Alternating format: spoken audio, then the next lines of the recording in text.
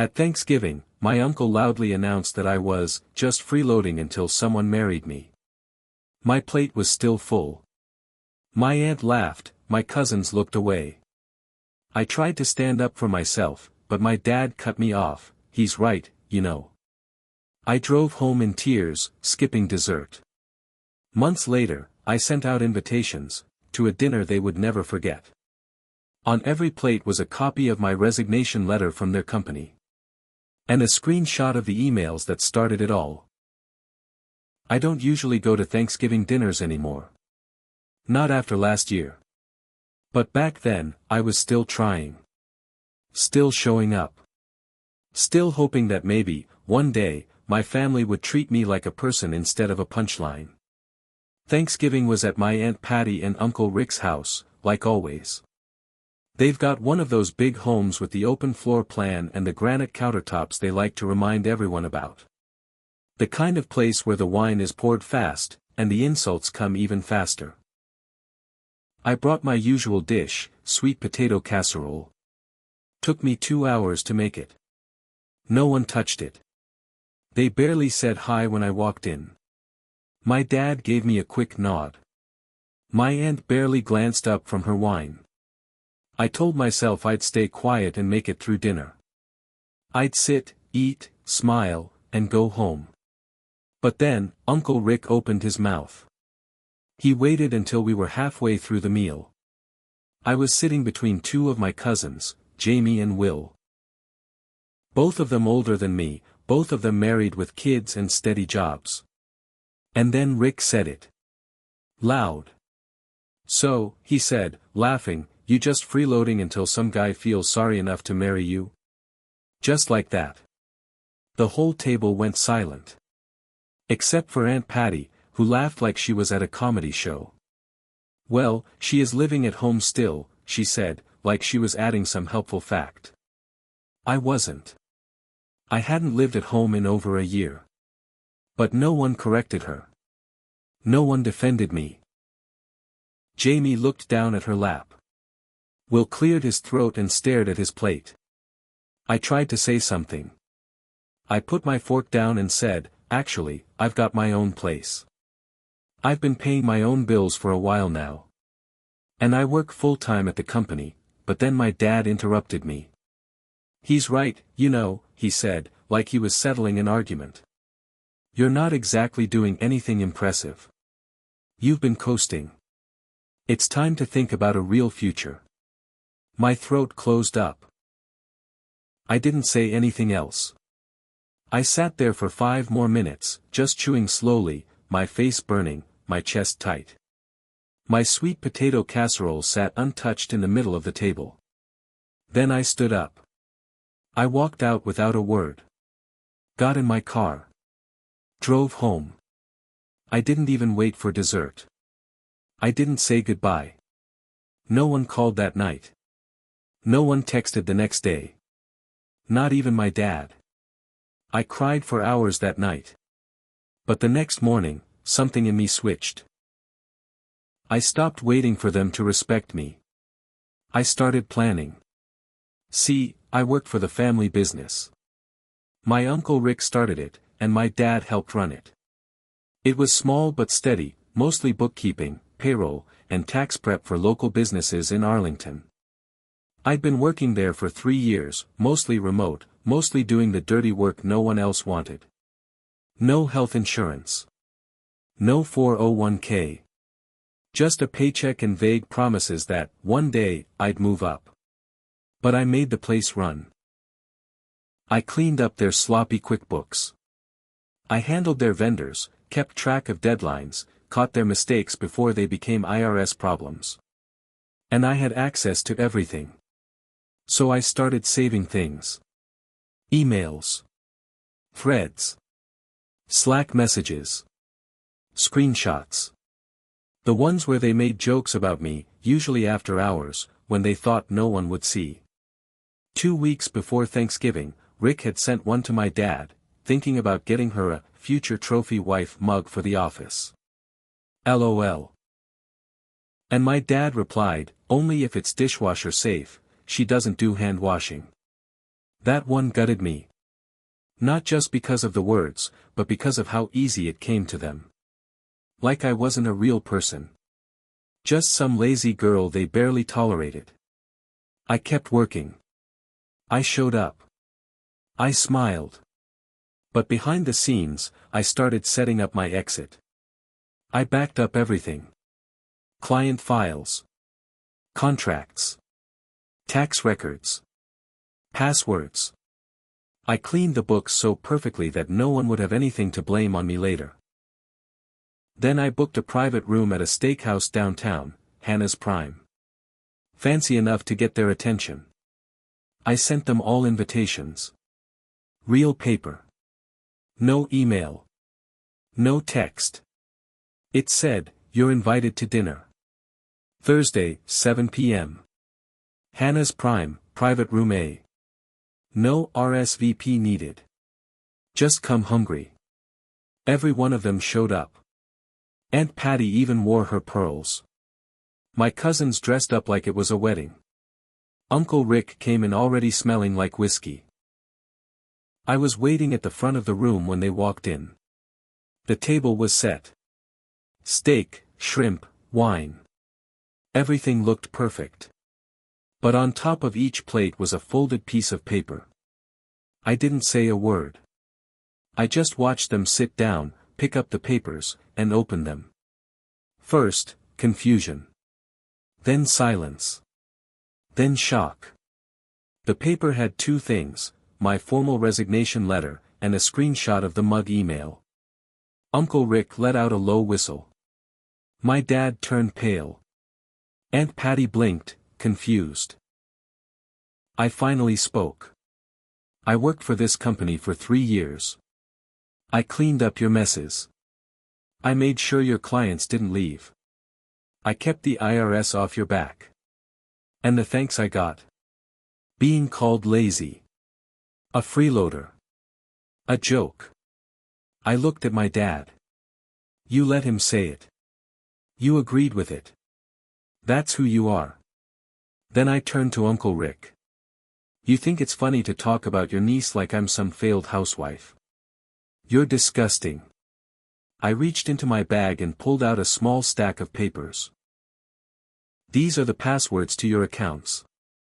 These are the files you need for tax season. But I won't be walking you through them. Not anymore." My voice didn't shake. I didn't cry. I felt clear. Cold. "I've also let your top 10 clients know I won't be handling their accounts anymore." I gave them a list of other firms they can call. Ones that treat people with respect. I paused. Let it hang in the air. "You think I'm the one who needed you? You were the ones relying on me. And now, you're on your own." I walked out, heels clicking on the wood floor, my head high. But that wasn't the end. Not even close. The next morning, I blocked every number from my family. My dad tried calling 3 times. Left one voicemail. His voice was calm, fake friendly. "Hey, just wanted to talk. You really made a scene last night. Let's be adults about this, okay?" I didn't call back.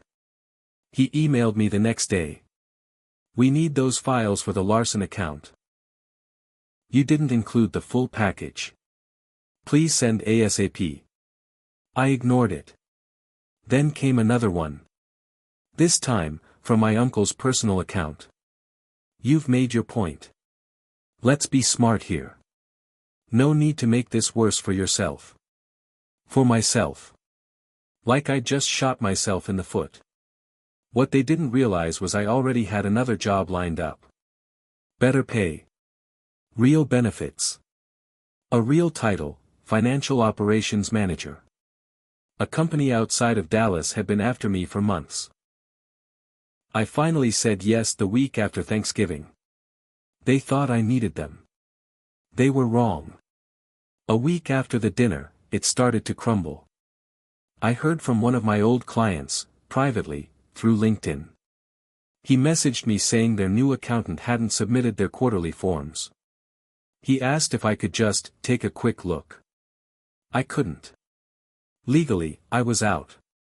But I told him to call the IRS hotline before it got worse. Then I got a call from my cousin Jamie. She never called me before. Not even once. I almost didn't answer. But something told me to pick up. "Hey," she said quietly. "You okay?" I didn't answer right away. "I saw the emails," she added. "I wish I'd said something. I didn't know it was that bad." I didn't say, "Yeah, you did." I wanted to. But I stayed quiet. Then she said, "They're trying to blame it all on you. My dad said you deleted files." I laughed, cold. "They're lying." "I know," she said. "I just thought you should know. Anne. You might want to watch your back." That night, I got another email. This one from the family business account, but not from my dad or uncle.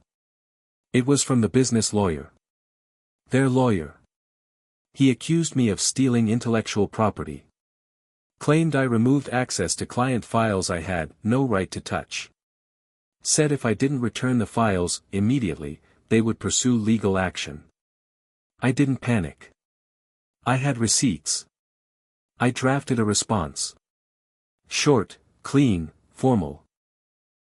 All company-owned documents and credentials were returned in person at the dinner, witnessed by all invited parties. No files were deleted. Any claim otherwise is false.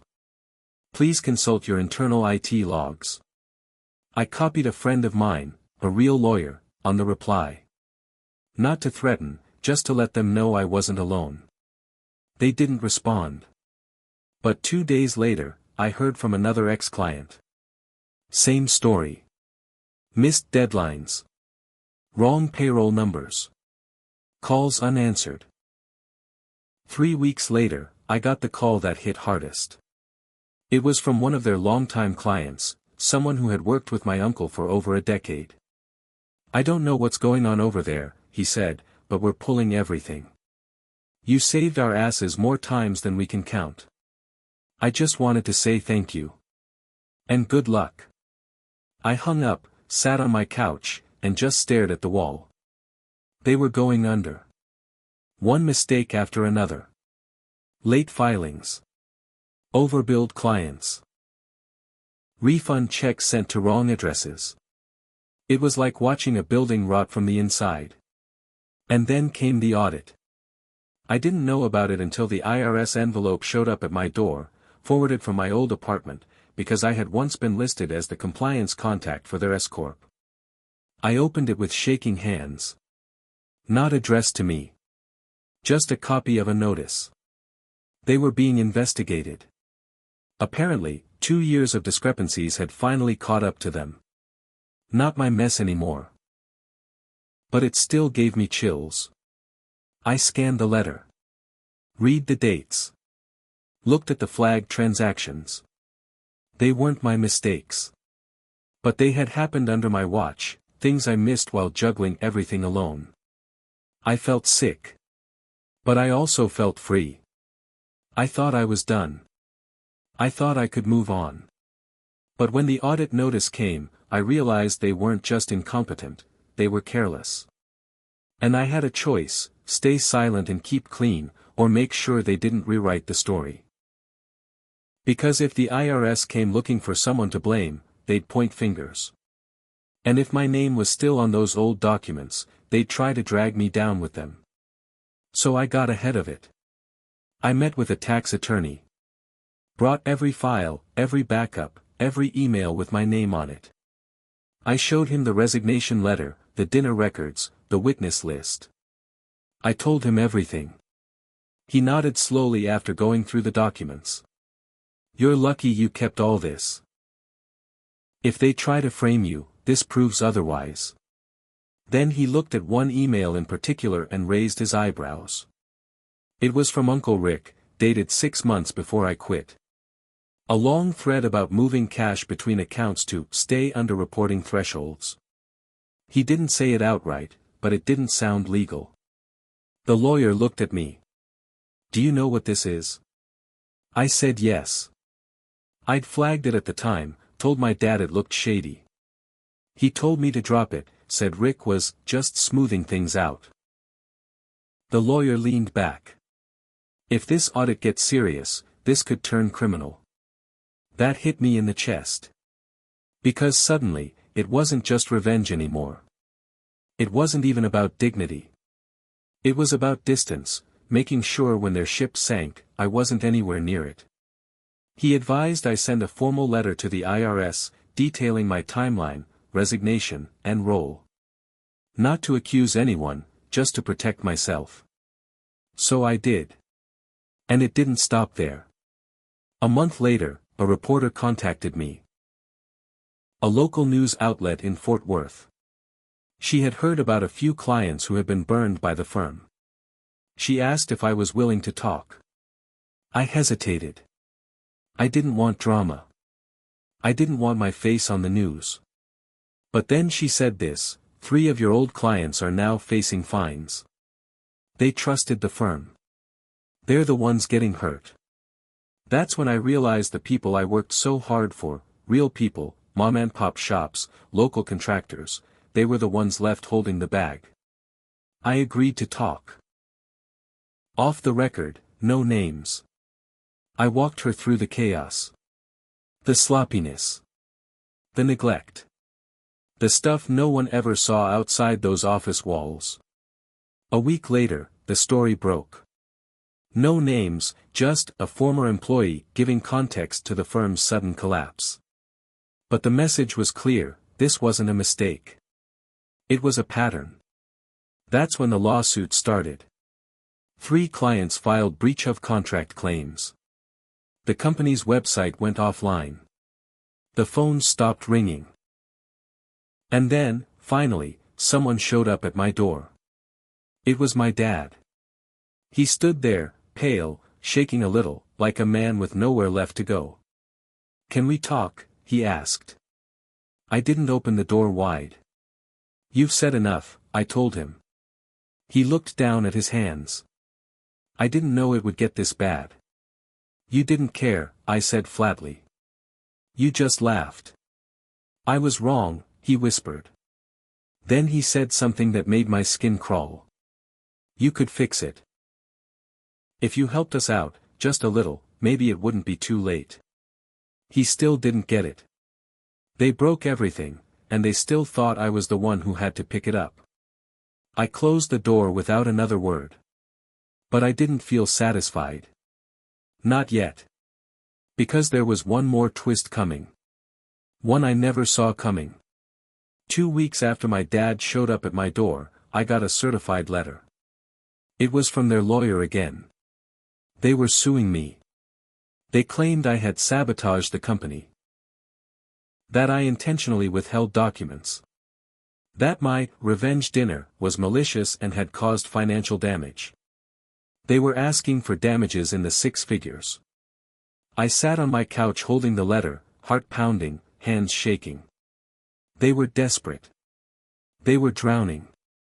And they were trying to pull me under with them. I could have panicked. But I didn't. I walked to my closet, pulled out a fireproof box, and opened it. Inside was every backup. Every file. Every email with a timestamp. A paper trail so clean you could eat off it. I called my lawyer. He laughed when he saw the letter. "This is garbage," he said. "But they just gave you a gift." "How?" "Because now you get to countersue." I didn't want to. I was tired. I just wanted to be done. But something inside me clicked. After all they'd done, the years of underpaying me, humiliating me, calling me a joke, trying to ruin my name, I realized they didn't deserve peace. So I filed a counterclaim for defamation, unpaid wages, and emotional distress. And I won. The court found no proof I'd withheld anything. My files showed I'd delivered everything the night of the dinner. The client testimonies backed me. The news story, even anonymous, didn't help them. They were ordered to pay me $52,000 in damages and back wages. It nearly wiped out what little was left of their accounts.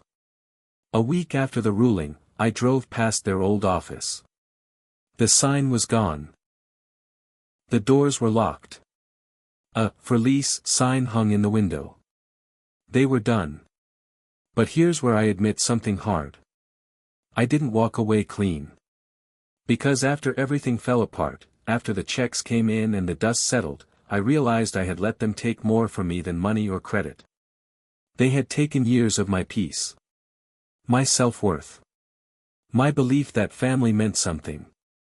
And in chasing revenge, I didn't get that part back. It felt good to win.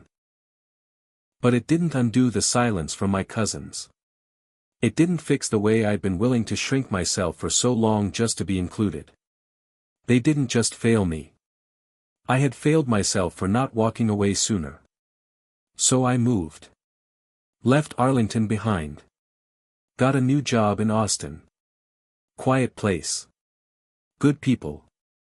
Every Thanksgiving now, I spend it with friends, people who see me, respect me, laugh with me, nod at me. And the sweet potato casserole? They fight over it.